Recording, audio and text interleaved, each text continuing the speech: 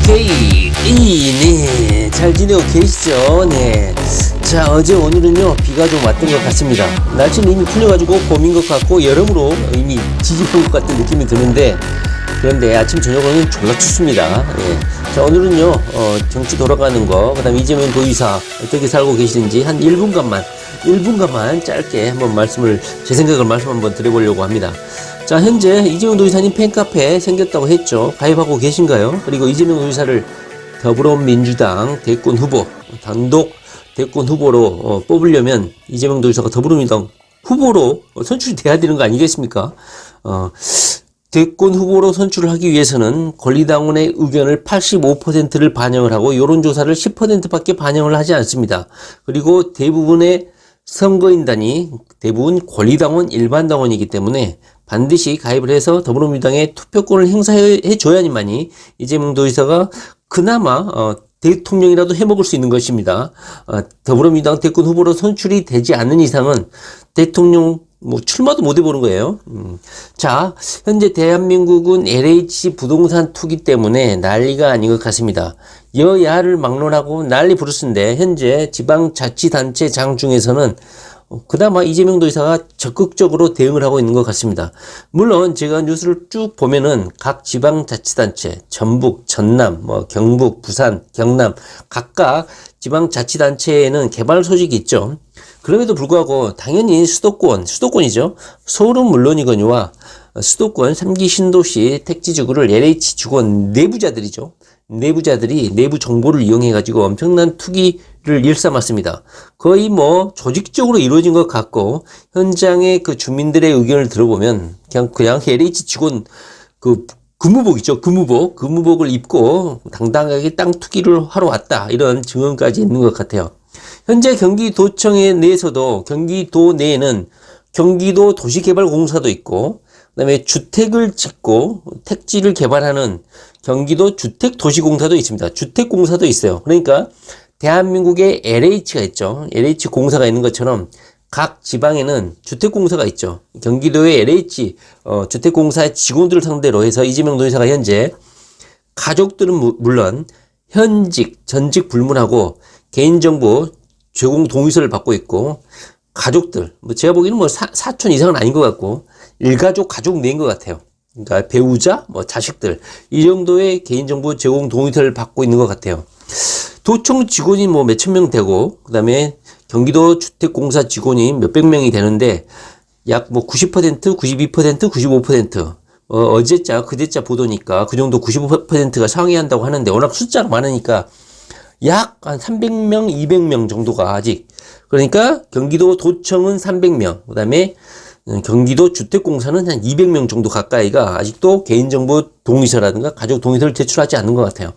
거기다가 개인정보, 가족 동의서 안 내는 사람들한테는 계속 촉구를 하고 있고, 두 개 다 제공을 하지 않는 경기도시공사 직원은, 주택공사 직원은 이재명 도의사가 고발 조치를 했습니다. 제가 가장 눈에 띄는 것은요, 이재명 도의사가 대응 조치를 했던 거, 물론 이재명 도의사가 속전속결이고 적극적으로 이런 면에 대해서는 대응을 하시죠.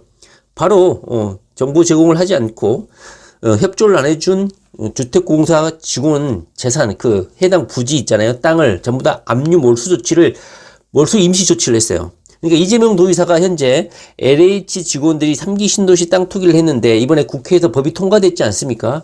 그런데 국민들이 분개한 건 뭡니까?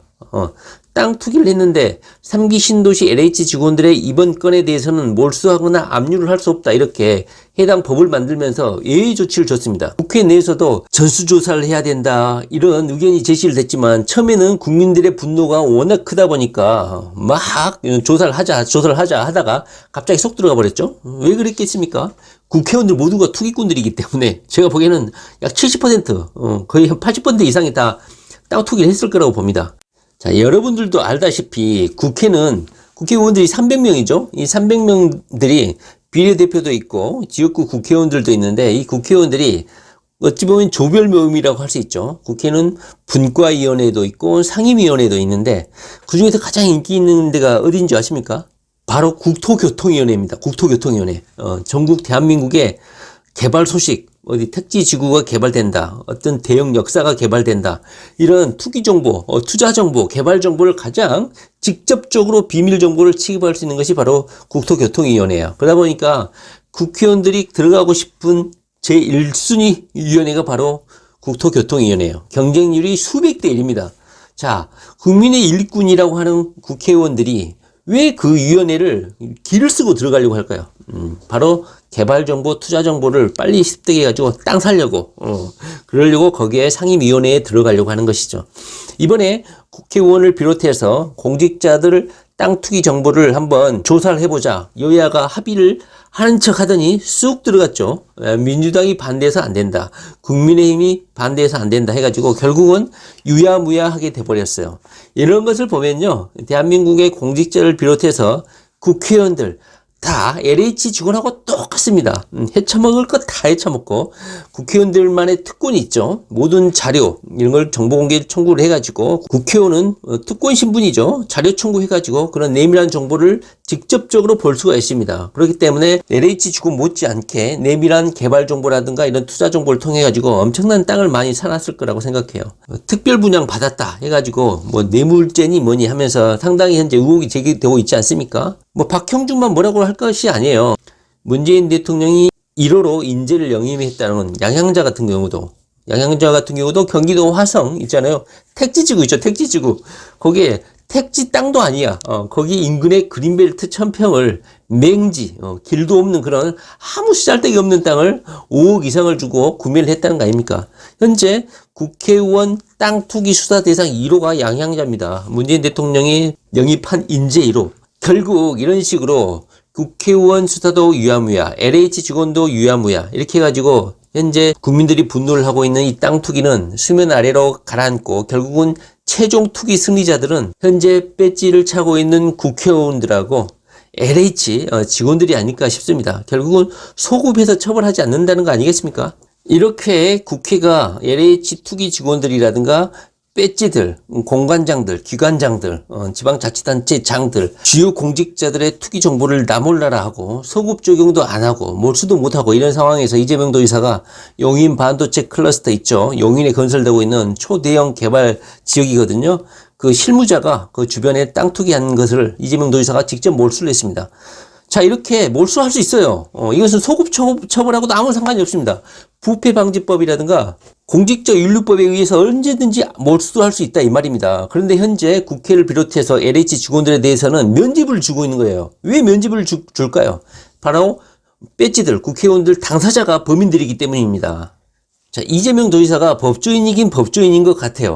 바로 공직자윤리법이라든가 부패방지법이라는 실정법이 있기 때문에 이재명 도지사는 이 법에 기반을 해가지고 해당 용인 반도체 클러스터 땅 부지를 투기한 그 실무자의 땅을 몰수 조치를 했습니다. 현재 물론 재판이 결과가 나와봐야 알겠지만 현재 몰수 임시 조치를 했다 이 말입니다. 아실런지 모르겠지만 절도범이 만약에 백화점을 야간에 침입을 해가지고 뭐 LED TV를 훔쳤다, 그리고 그것을 뭐 소나타 자동차에 싣고 집으로 가지고 왔다 했을 경우에는, 훔친 것은 LED TV지만 이것을 자동차라는 이동 수단을 이용해 가지고 집까지 이동을 하는데 도움을 줬잖아요. 그래서 이 범죄에 제공을 했다. 이 소나타 자동차도 범죄에 제공되었다는 이유만으로 몰수를 할 수 있거든요. 현재 이재명 도지사가 이런 논리로 용인 반도체 클러스터에 투기한 이 경기도 공무원에 대한 이 땅을 몰수 조치를 한 것 같아요. 만약에 청와대도 마찬가지고 정부도 마찬가지고 LH 직원들의 3기 신도시 땅 투기한 그 땅들을 몰수 조치를 하지 않는다. 그러면요, 저는 서울시장 선거는 물론이거니와 다음 대선 20대 대통령 선거도 절대 민주당이 승리할 수 없다, 이런 생각이 듭니다. 물론 이것은요, 이재명 도지사에게도 아주 불리한 겁니다.